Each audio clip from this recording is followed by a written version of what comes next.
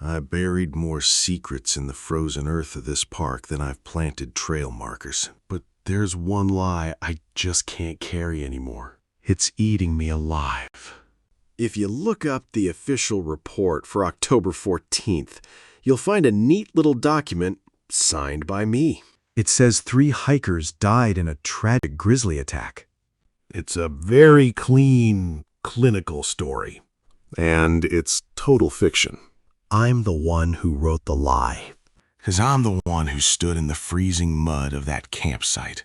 I looked at those claw marks carved deep into solid granite. And I knew damn well no bear has hands with opposable thumbs. I've been a ranger here for 32 years. I know these mountains better than the lines on my own face. I know the smell of the air right before a whiteout hits. I know when something's tracking you. I dedicated my whole life to protecting this place. I thought the wilderness had taught me all its rules. You respect the weather, you secure your food, and you remember you're just a visitor in the food chain. But there's a line where the Park Service's jurisdiction ends. And past that line, something much older, much darker, and totally unmapped begins.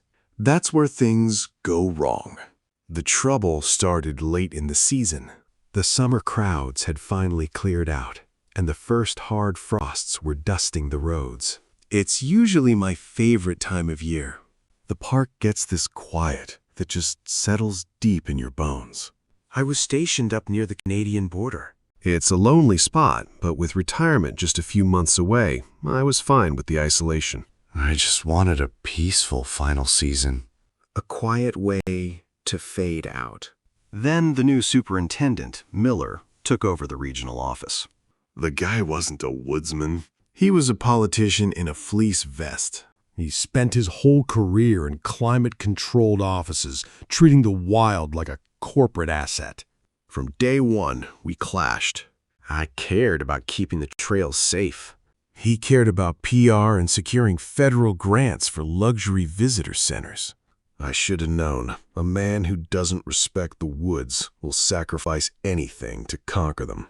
It was a quiet Tuesday afternoon when the distress signal came in. Just an automated SOS from a satellite messenger, pinging on my dispatch monitor.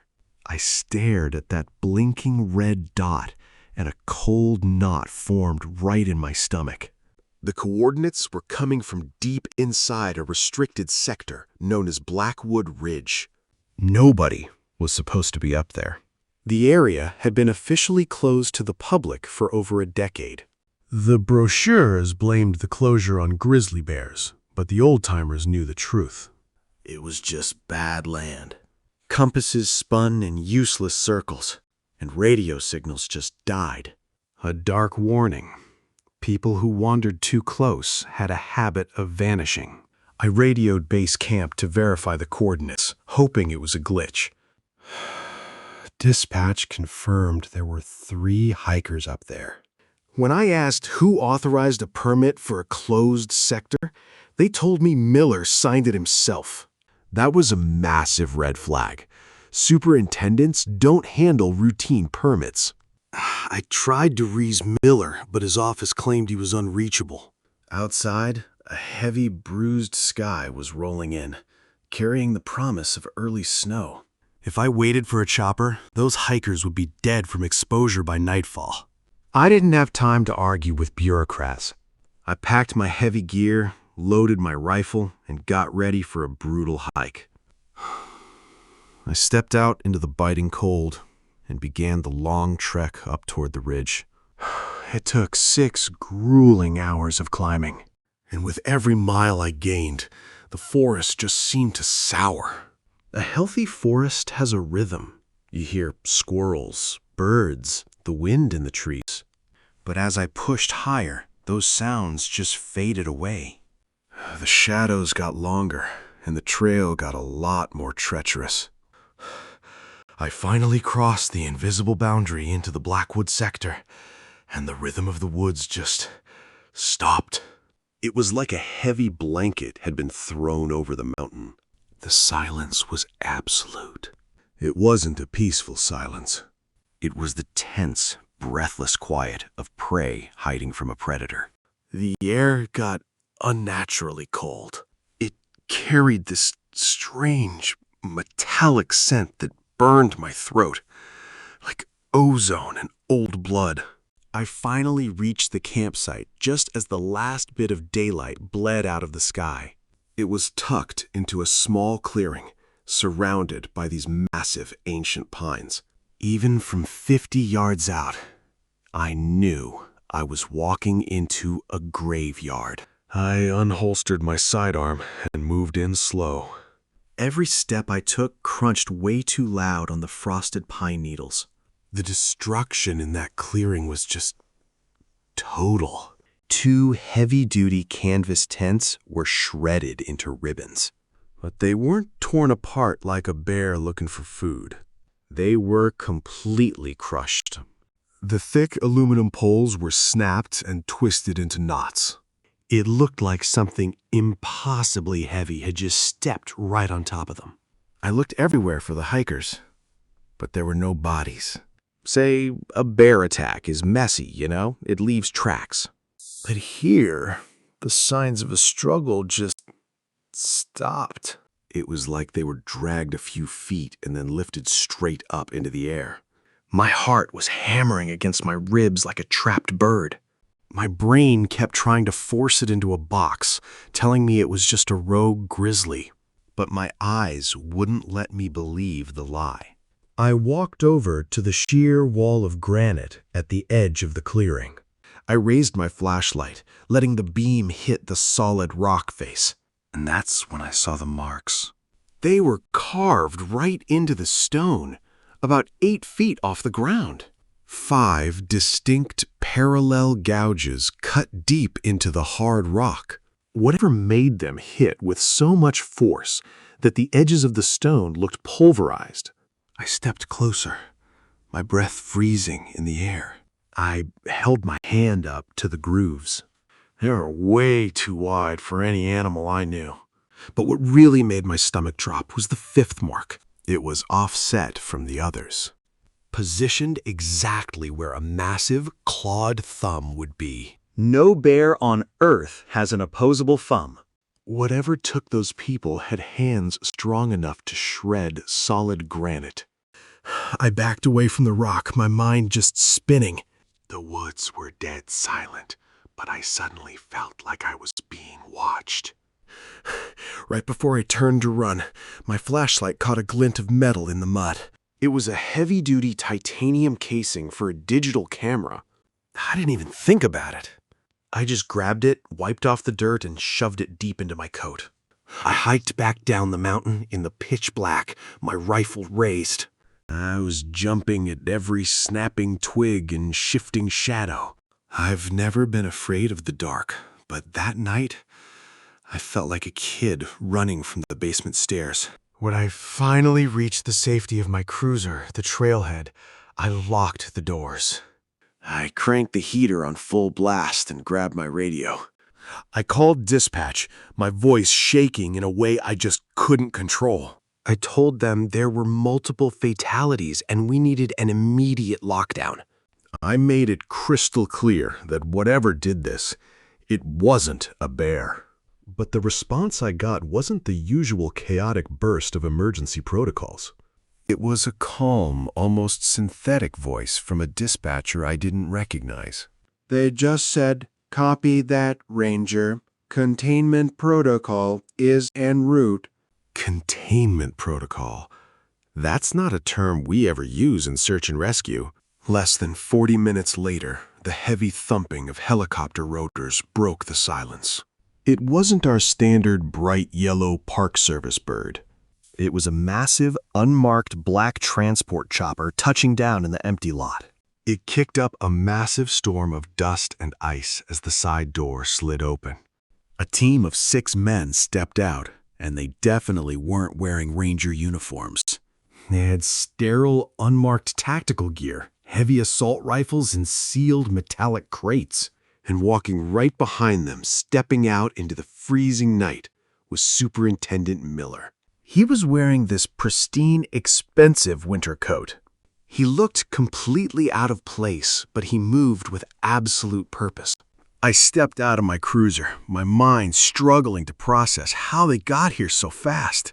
I yelled over the dying whine of the rotors, telling him the scene was a total loss. I told him we needed state authorities because this wasn't wildlife. Miller just walked up to me, his face a perfectly calm, unreadable mask. He didn't look like a man who had just been told 3 people were dead. He looked like an accountant who had just found a minor clerical error. His voice was smooth, completely devoid of any emotion. He told me I'd had a long night and appreciated my swift response. But then he looked me dead in the eye and said, "This is a federal matter now." His heavily armed team marched right past us. They didn't ask for coordinates. They already knew exactly where they were going. I asked Miller what the hell was going on.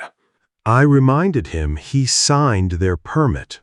Miller's eyes just went completely cold. That polished act was dropped right then and there.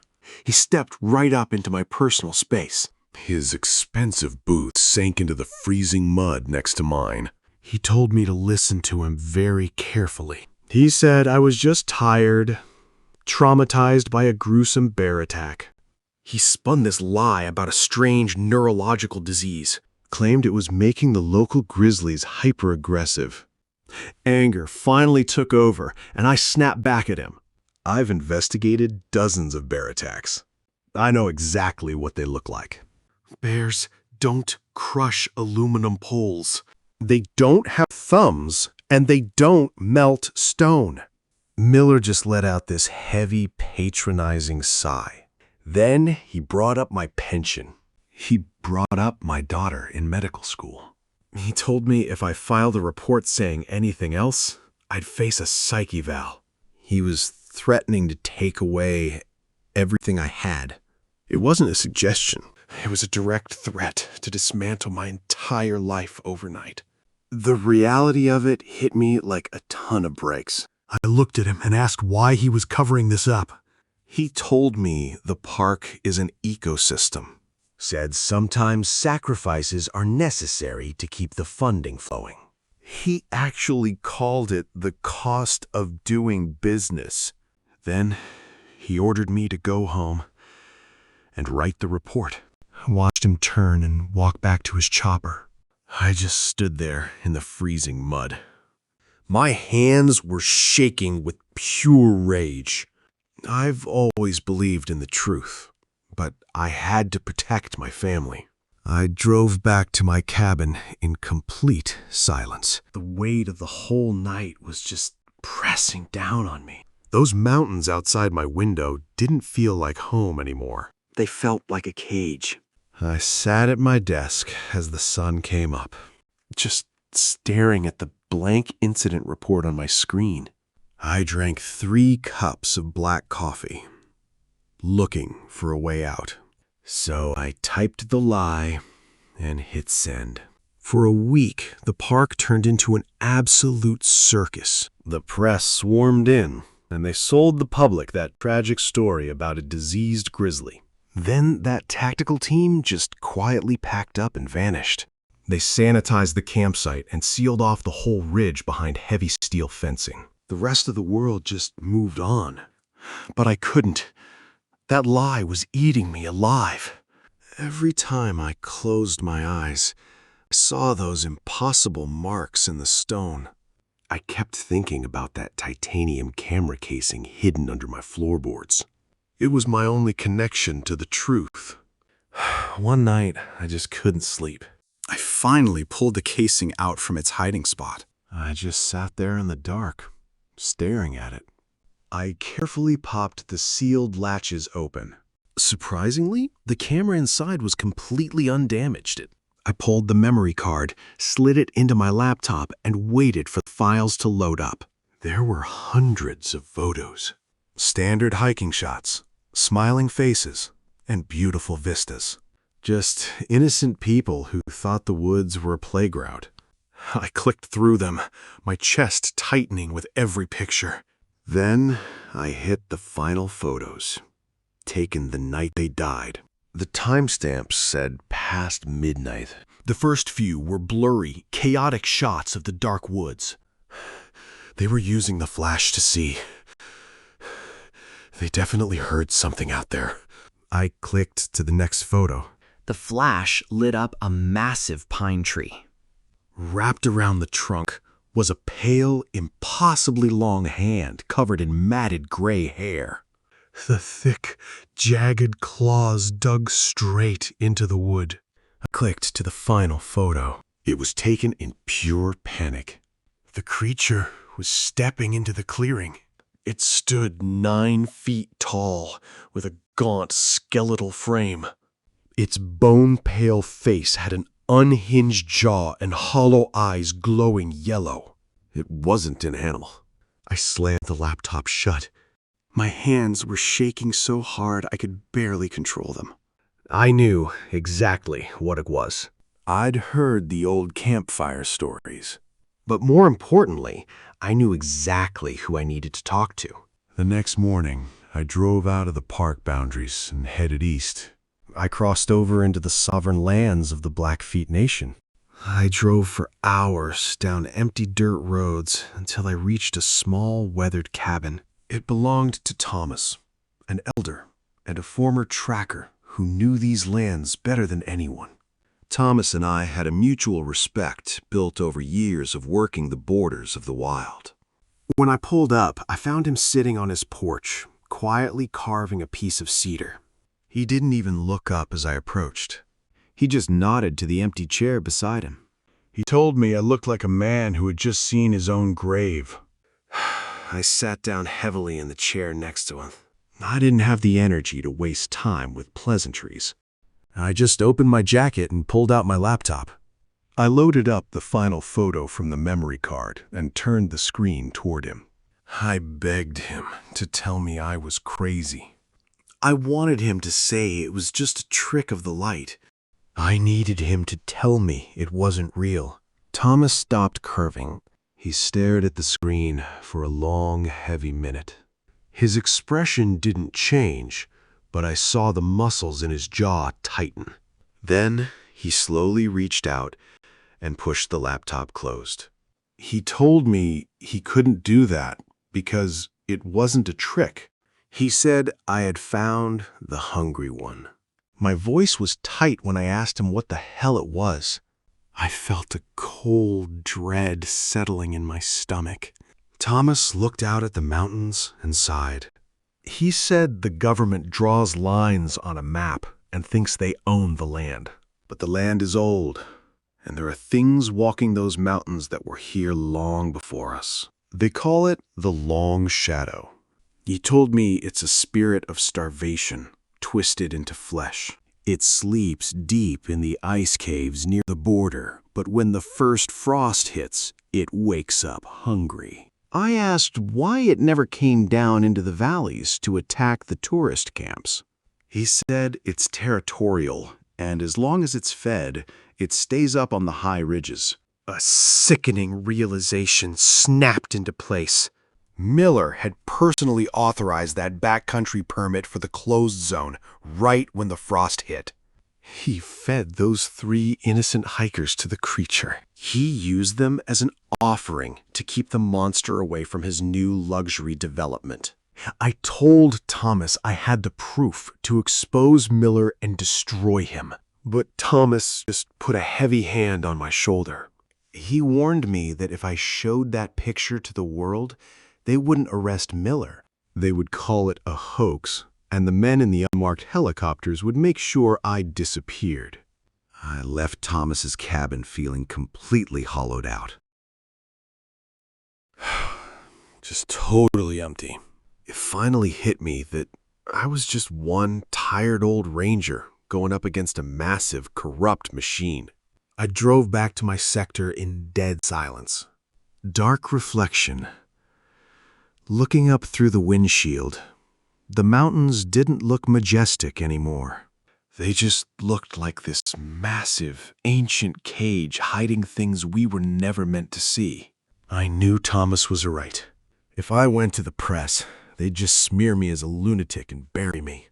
Miller and his whole twisted system had won. But I wasn't going to let them break me completely.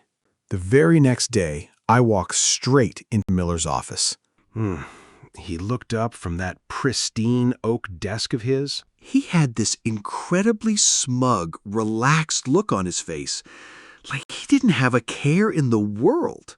She told me my incident report was flawless and that my pension was safe. I just stood there staring at his perfectly clean hands and his expensive watch. Say, I hated the guy with an intensity that honestly kind of terrified me. I kept my voice dead calm. I told him I finally understood exactly how his park operated. And then I told him I was submitting my retirement papers, effective immediately.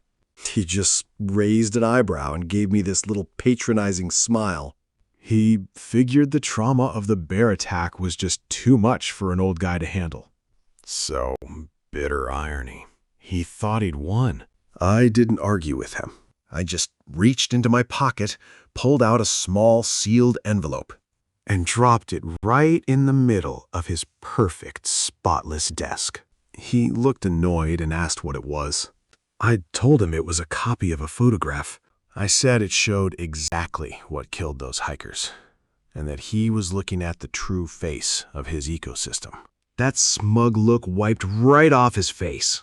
He went completely pale. His eyes darted to the door to make sure it was closed, and his fingers were actually shaking as he reached for the envelope. I stepped back toward the door, keeping my eyes locked on him. I told him I wasn't going to the press, but I made sure he understood I had the original file, and copies buried where his men would never find them. I laid out the terms. If anything happened to me or my daughter, or if he sent another group up that ridge, those photos were going everywhere. Every news outlet, every tribal council. Miller just stared at me. The polished bureaucrat mask was completely gone. He didn't say a single word. He didn't have to. The leverage was set. I told him I was leaving the park for good, but he had to stay here. He had to sit in this office every winter, knowing exactly what was waking up under the ice. I told him I hoped he'd never hear it scratching at his door. With that, I walked out, got in my truck, and drove away from Glacier for the last time. I watched those mountains fade in my rearview mirror. I live a quiet life now. Got a small place near a lake, hundreds of miles away from those cursed ridges. My daughter graduated medical school, and my pension clears every month. On paper, I'm just a successful, retired public servant. I spent 3 decades protecting the natural beauty of the American West. But the truth is, I don't sleep well. Say, in a natural American voice, heavy with guilt. The memories of that campsite and the lies I helped cover up, they still haunt me every time I close my eyes. When autumn rolls around and that first hard frost kills the grass in my yard, the old paranoia creeps right back in. I find myself walking through the house, double-checking the locks on the doors, and pulling the blinds tight against the dark. I sit in the dark with my rifle loaded across my lap, just listening to the silence. Because I know the truth now. I know that the paved roads and the cell phone towers are just an illusion of safety. We arrogantly pretend that the things in the dark respect our boundaries. They don't. They're just waiting. And somewhere out there, deep in the frozen, unmapped timberline, the shadow is waking up. And it's always hungry. So, if you're ever walking in the deep woods and the forest suddenly goes dead silent, if the air smells like lightning, don't reach for your camera. Don't look up into the trees. Just run. Because you're no longer a hiker. You're an offering. The winter came hard that year. blanketing the region in a thick layer of white.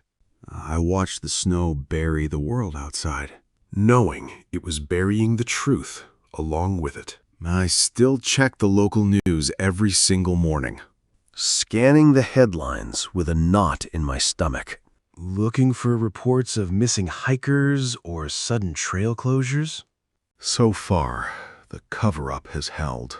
Miller got his federal funding just like he planned. The new luxury visitor center broke ground in the spring. A massive monument to corporate greed. They poured concrete over the wild, pretending they were taming it. But I know how they really keep that area secure. The containment teams are still on standby, Operating completely in the shadows. I still see those unmarked black helicopters heading north. Sometimes the paranoia gets to be too much. I take my boat out to the middle of the lake. Out there, surrounded by deep water, I feel a little safer. just watching that deadly fortress in the distance. I got word that Thomas passed away a few months ago. The reservation held a quiet ceremony for him. With him gone is one less person who remembers the old ways. One less person who understands what the shadow really is. I drove out to his cabin one last time. The porch was empty, the cedar shavings blown away. I left a small offering on the steps. Just like he taught me to do. My daughter calls me on Sundays from Seattle. She tells me about her residency and the city life. I listen to her voice, clinging to that normalcy. And I silently pray she never gets the urge to go camping. I still have the evidence. I keep that titanium camera casing locked in a safe under the floorboards. The memory card is stashed somewhere else entirely. It's my insurance policy against Miller and his machine. The shadow is still up there on the ridge. I can feel it when the bitter wind blows from the north.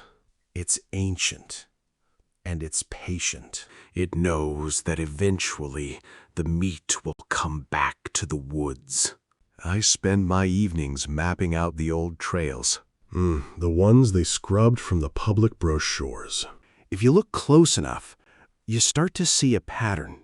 The disappearances all form a ring around Blackwood Ridge. I dug through the archives, pulling clippings from the 70s and 80s. Hikers vanishing without a trace.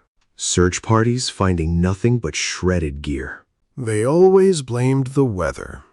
Or rogue bears. I keep my rifle clean and loaded. It's a habit I just can't seem to break. I don't really think it'll come down to the lake. But the boundary between our world and theirs is a lot thinner than we admit. Down in the valleys, the new visitor center is packed. People taking selfies, buying overpriced souvenirs. They look at the mountains like it's a damn theme park. It is a monument to our own arrogance. But the woods don't care about our ignorance. The ancient pines just stand there, silent. They're witnesses to the things we try to pave over. The wilderness is patient, and it has a very long memory. Sometimes I walk the edge of my property, staring up at where the snow meets the dark timber. I find myself listening for that sudden drop in sound. It's a feeling you never truly shake. The titanium casing is still under the floorboards. A heavy reminder of what the truth actually costs. I wonder sometimes if I should have just burned it. But it's the only proof I have left. I could just picture Miller sitting in his pristine office, looking out at the peaks, thinking he bought safety with concrete. But you can't negotiate with starvation. Grim prophecy. Eventually, the shadow's going to demand more than he can give. The heavy steel fences around the ridge are already rusting. Nature reclaims everything, even our strongest barriers. It's only a matter of time before those warning signs fall into the mud. And the trails open back up. So I sit here, and I watch the seasons change. I survived my time in the long shadow, But I know the wild hasn't been conquered. It's just waiting for us to forget the rules. The real trouble started late in the season. The summer crowds had finally packed up and gone back to the city. The main roads were already getting dusted with that first hard frost of autumn. Out there, the park gets quiet. It's the kind of quiet that just settles deep into your bones. I was stationed at this remote cabin up near the northern perimeter. It's a rugged, unforgiving stretch of land right up against the border. It's a pretty lonely posting for most folks. But with retirement just a few months away, I honestly welcomed the isolation. I was just looking forward to a quiet final season. A peaceful way to fade out of a long career. Then the new superintendent took over the regional office. A guy by the name of Miller. Miller wasn't a woodsman by any stretch. He was basically a politician wearing a fleece vest. He'd spent his whole career in climate-controlled offices back east, climbing the ladder by cutting budgets and streamlining operations. To him, the wilderness was just a corporate asset, something to be managed for maximum profit. From the second he arrived, we bumped heads. I cared about trail safety and keeping the ecosystem raw. He only cared about PR and boosting visitor numbers. He wanted a massive grant for a luxury visitor center right on the edge of the wild. It was a Tuesday afternoon when the distress signal hit. An automated SOS from a satellite messenger. It was pinging from deep inside a restricted sector called Blackwood Ridge. I just stared at that blinking red dot, feeling this cold knot in my stomach. Nobody was supposed to be up there. Blackwood Ridge had been officially closed off for over a decade. The brochures blamed it on unstable terrain and aggressive grizzlies. But that was just the cover story. The truth is, that area is just bad land. Things break down up there. Compasses spin in circles and radio signals just die. Over the years, way too many hikers who wandered close to that ridge simply vanished. I radioed base camp to verify. They confirmed 3 hikers permitted 2 days prior. I asked who authorized a trip into a closed sector. The radio went dead silent. Miller had personally signed it. That was the first red flag. A sharp, undeniable spike of suspicion. Superintendents don't handle routine backcountry permits. And they sure as hell don't override decades-old trail closures for random civilians. I tried to raise Miller on the radio, but his office claimed he was in a meeting and unreachable. The weather was turning fast. A heavy, bruised sky was rolling in from the north, carrying the promise of early snow.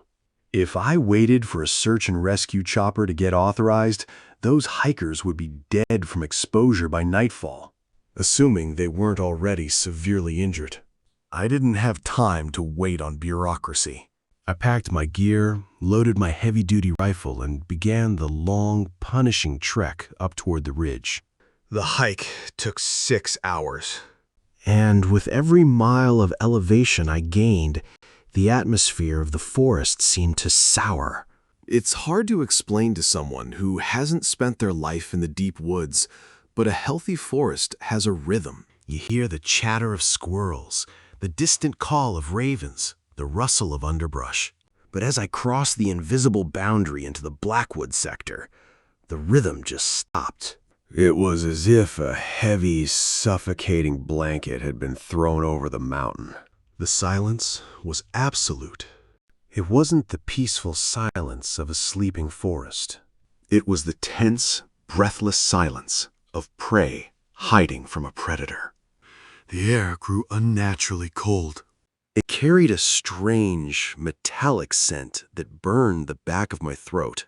It smelled like ozone, like the air right after a violent lightning strike, mixed with the heavy, unmistakable copper stench of old blood. I found the campsite just as the last bruised purple light of evening was bleeding out of the sky. It was situated in a small clearing surrounded by towering ancient lodgepole pines, framed by a massive wall of sheer granite. Even from 50 yards away, I knew I was walking into a graveyard.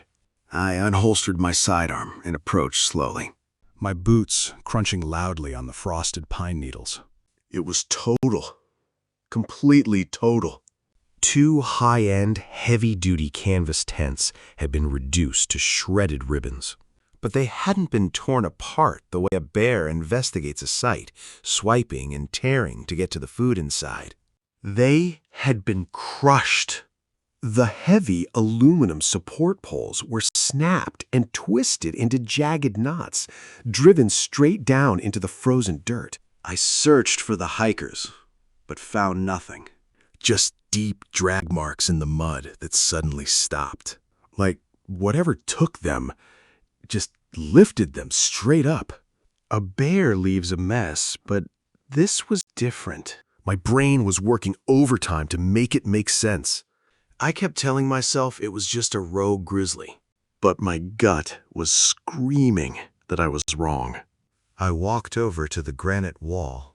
I shined my light up the rock face, about 8 feet high.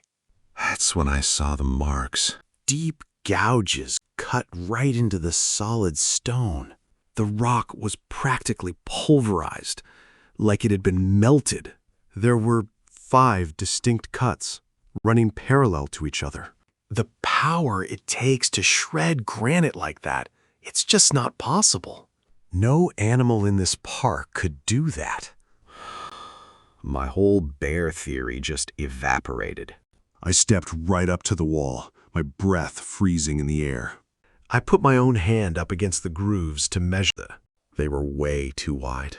The spacing was all wrong for a grizzly. Then I saw the 5th mark, and my stomach just dropped. It was offset from the others, right where a thumb would be. Whatever tore through this camp had giant clawed hands. I backed away from the wall, feeling like I couldn't breathe. The silence out there didn't feel empty anymore. It felt like something was holding its breath, just watching me. I started scanning the tree line. I knew I had to get out of there fast. But right before I turned to run, my light caught something in the mud. A piece of metal shining near a ripped-up backpack. It wasn't completely destroyed. My ranger instincts kicked in, and I grabbed it. It was a heavy-duty titanium camera casing. I wiped the frozen mud off the lens. The strap was torn to shreds, but the casing was intact. I shoved it deep into my coat pocket without thinking. I grabbed my rifle and got ready to move. Now I had a long hike back down in the pitch black, and I was terrified of the dark. I hiked back down the mountain in the pitch black, my rifle raised. I was jumping at every snapping twig and shifting shadow. That night, I felt like a terrified kid running from the basement stairs. When I finally reached my cruiser at the trailhead, I didn't waste a second. I locked the doors and cranked the heater. I was freezing, but the cold wasn't just from the weather. It was deep in my bones. I grabbed my radio and called dispatch, my voice shaking uncontrollably. I told them there were multiple fatalities and we needed an immediate lockdown. I made sure to tell them it was not a bear. The response wasn't the chaotic burst of emergency protocols I expected. A calm, synthetic voice just said, "Containment protocol is already en route." Containment protocol. We don't use that term in search and rescue. Less than 40 minutes later, the heavy thumping of helicopter rotors broke the silence. It wasn't our standard Park Service bird. It was a massive, unmarked black transport chopper touching down in the dirt. The side door slid open and 6 men stepped out. They weren't wearing ranger uniforms. They had sterile, unmarked tactical gear, heavy assault rifles, and sealed metallic crates. They knew exactly what they were walking into. And walking right behind them, wearing a pristine, expensive winter coat, was Superintendent Miller. He looked completely out of place in the freezing dirt. My mind struggled to process how he got here so fast. I stepped out of my cruiser, shouting over the dying whine of the rotors. I told him the scene was a total loss, that it wasn't wildlife, and we needed state authorities to secure the perimeter. Miller walked up to me, his face a perfectly calm, unreadable mask. He didn't look like a man who just heard 3 people died. He just smoothly told me it was a federal matter now. I looked at his heavily armed men marching straight for the trailhead. I asked Miller what the hell was going on. I told him about the claw marks and reminded him that he sent them up there. Miller's eyes just went dead cold. He stepped right up into my space, his fancy boots sinking into the mud next to mine. The politician act dropped completely. He told me I was traumatized. That I was just seeing things after a gruesome bear attack? Then he laid it out plain and simple. If I didn't blame a diseased grizzly, they'd pull my pension and ruin my family. It wasn't a suggestion. It was a threat. I realized right then he was covering the whole thing up. I just looked at him and asked why. He didn't even blink. He just buttoned his coat against the wind. He told me the park was an ecosystem, and sometimes sacrifices had to be made. To him, 3 dead kids were just the cost of doing business. He told me to go home, write the report, and never go back up that ridge. Then he just turned his back on me. He walked back to his unmarked chopper like he'd just finished a round of golf. I stood there in the freezing mud, shaking, not from the cold, but from pure, helpless rage. I believed in the law my whole life. But right then, I knew I was just a tired old man up against the machine. I drove back to my cabin in dead silence. The sun was just starting to come up, painting the mountains in this cold, gray light. I felt like a piece of my soul had just withered and died. I sat at my desk for hours, just staring at the blank incident report on my screen. I drank 3 cups of black coffee. I thought about Madar. I thought about my pension. And then I did. I typed the lie. I blamed the bear. I made it sound clean and clinical, just like they wanted. And then I hit send. For a week, the park was an absolute circus. The press bought the rogue bear story, hook, line, and sinker. The tactical team sanitized the site, packed up, and vanished. The world just moved on. But I couldn't. The lie just ate at me. Every time I closed my eyes, I saw those impossible marks carved into the stone. And I felt the weight of the one thing I kept from Miller. I couldn't sleep. So one night I pulled the casing from its hiding spot under the floorboards. It was my only piece of leverage, my only real connection to the truth. I carefully popped the sealed latches. The camera inside was actually in one piece. I pulled the memory card, slid it into my laptop, and just sat there, waiting for the files to load. There were hundreds of photos. Just standard hiking shots, smiling faces, beautiful views. They were just innocent people who thought the woods were a playground. My chest got real tight, clicking through though. Then I hit the final batch of photos. The timestamp said it was past midnight. The first few were just blurry, chaotic shots of the dark woods outside their tent. They heard something out there. I clicked to the next one. Say the flash lit up this massive pine tree right at the edge of the clearing.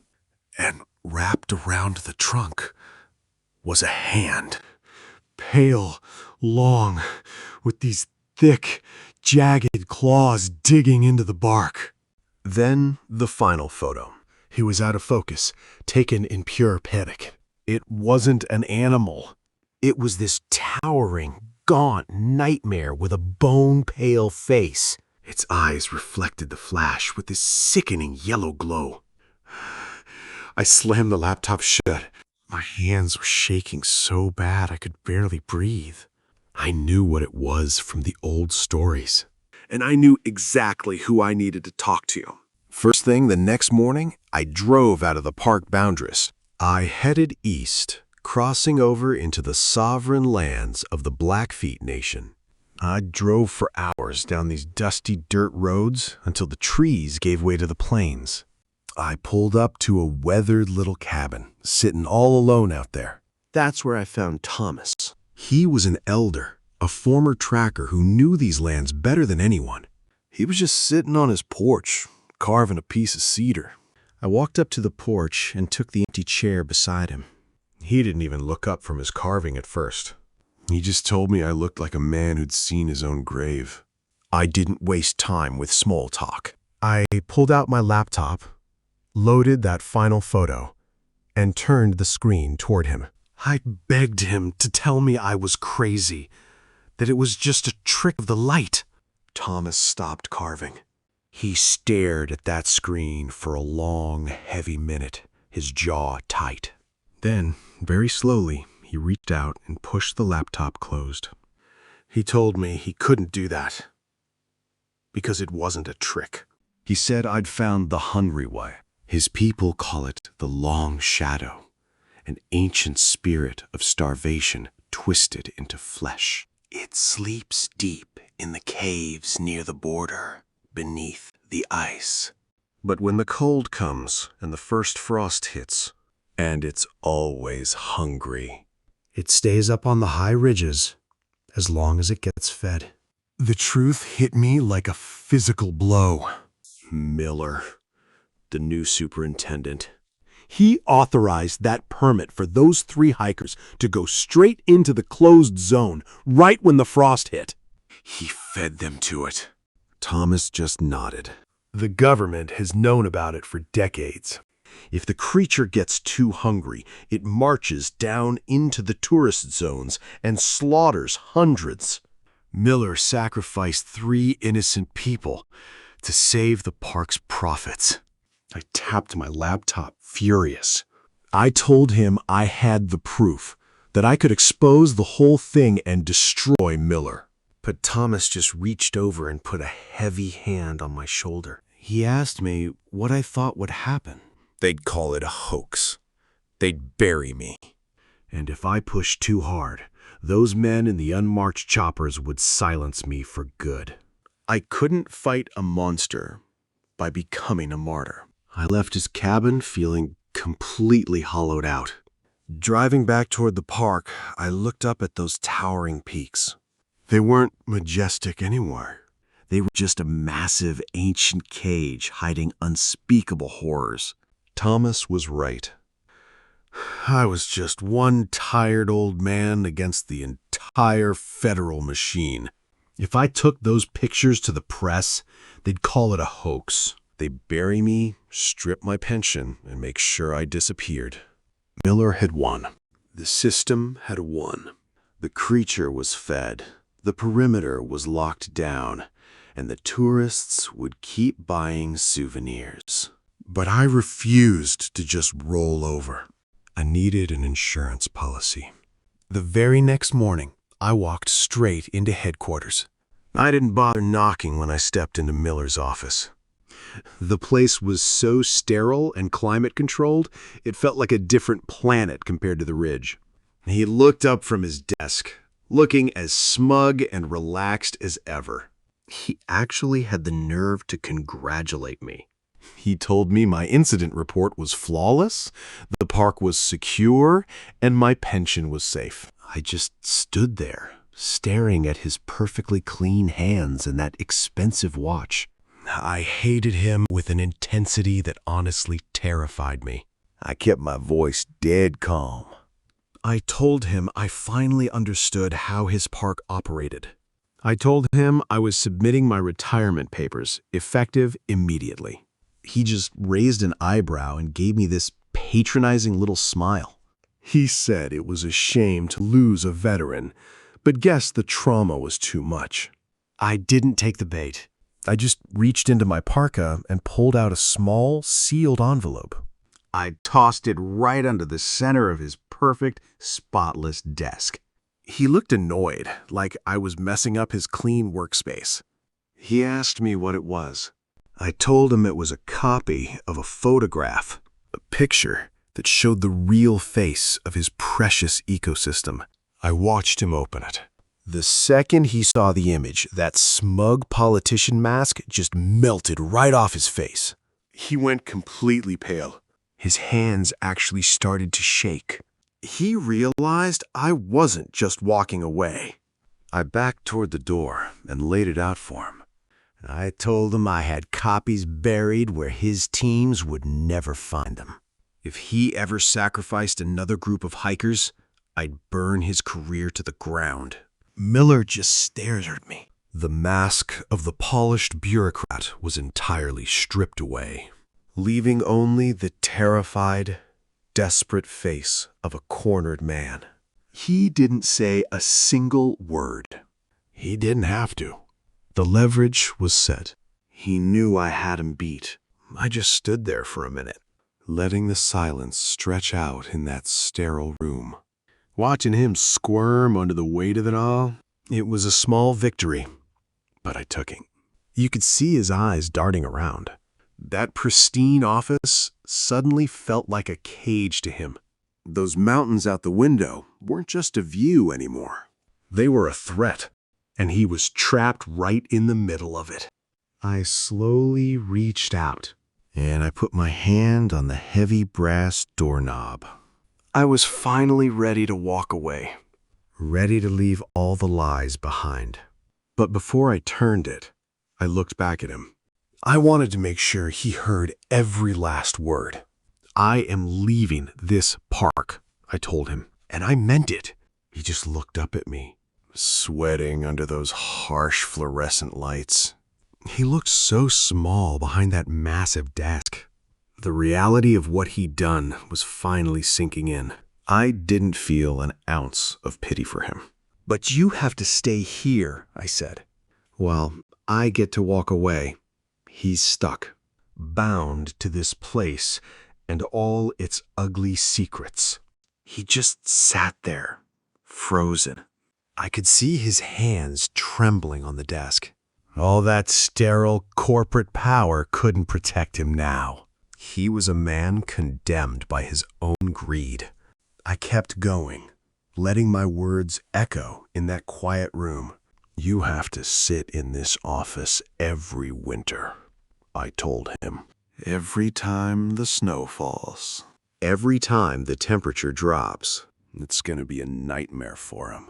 I walked out of that headquarters and didn't look back. Got in my truck and drove away from Glacier for the last time. Left the corruption and the lies behind me. I live a quiet life now. Got a small place near a lake, hundreds of miles away from those cursed ridges. Far away from the things they keep hidden. My daughter graduated medical school. My pension clears every single month. On paper, I'm a highly successful, retired public servant. I spent 3 decades protecting the natural beauty of the American West. But I don't sleep well. The memories of that campsite still claw at the back of my mind. You don't just walk away from something like that.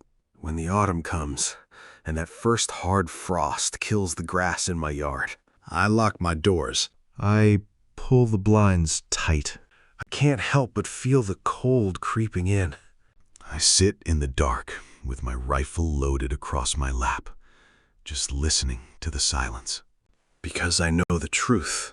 I know what's really out there. I know that the paved roads and the cell phone towers are just an illusion of safety. We've built our civilized world right on the edge of the abyss, and we arrogantly pretend that the things in the dark respect our boundaries. They don't. They're just waiting for us to slip up them. They don't care about our raps. Somewhere out there, deep in the frozen, unmapped timberline, the shadow is waking up, and it's hungry. It's always hungry, waiting for the next mistake. If you ever find yourself walking in the deep woods and the forest suddenly goes dead silent, Don't reach for your camera. Just run. Because you're no longer a hiker. You're an offering. We build our paved roads and put up our cell towers, thinking we've tamed the wild. We arrogantly pretend that the things hiding in the dark respect our boundaries. But they don't. They're just out there, waiting in the dark. Somewhere deep in that frozen, unmapped timberline, the shadow is waking up from its slumber. And believe me, it is always hungry. So if you ever find yourself wandering off the marked trails, if you're out walking in the deep woods and the rhythm of the forest just stops, you better pay attention. When the birds go quiet and the wind completely dies down. When the forest suddenly goes dead silent around you, that's not peace you're feeling. That's the trap snapping shut. You'll notice the air gets unnaturally cold. And then you'll smell it. It smells like ozone, like a lightning strike mixed with old blood. Your instincts will scream at you to leave. Whatever you do, don't try to be a hero. Do not reach for your camera. There's no picture worth taking that's going to save your life. You can't document a nightmare. Keep your eyes locked on the ground. Don't look up into the trees. Because if you see it looking back at you, it's already too late. Just keep moving. Don't try to hide, and don't try to fight. Just run. Run as fast as you can back toward the light. And whatever you do, don't look over your shoulder. Because once you feel that cold, you've crossed the boundary. You've stepped off the map and into its territory. The rules of the park don't apply anymore. Nobody is coming to save you. Out there in the deep dark, you are no longer a hiker. You're not a tourist, and you're not an explorer. You are an offering. And the woods are always hungry. I live a quiet life now, hundreds of miles away from those cursed ridges. On paper, I'm just a retired ranger who put in his 30 years. But you don't just walk away from something like that. I don't sleep well anymore. When autumn rolls around and that first hard frost kills the grass, I lock my doors. I pull the blinds tight and just listen to the silence. I sit in the dark with my rifle across my lap. Because I know the truth. All our paved roads and cell towers, they're just an illusion of safety. We arrogantly pretend the things in the dark respect our boundaries. They don't. Somewhere out there, deep in the frozen timberline, the shadow is waking up. It's hungry. If you're ever in the deep woods and it goes dead silent, don't look up. Just run. Because you're no longer a hiker. You're an offering.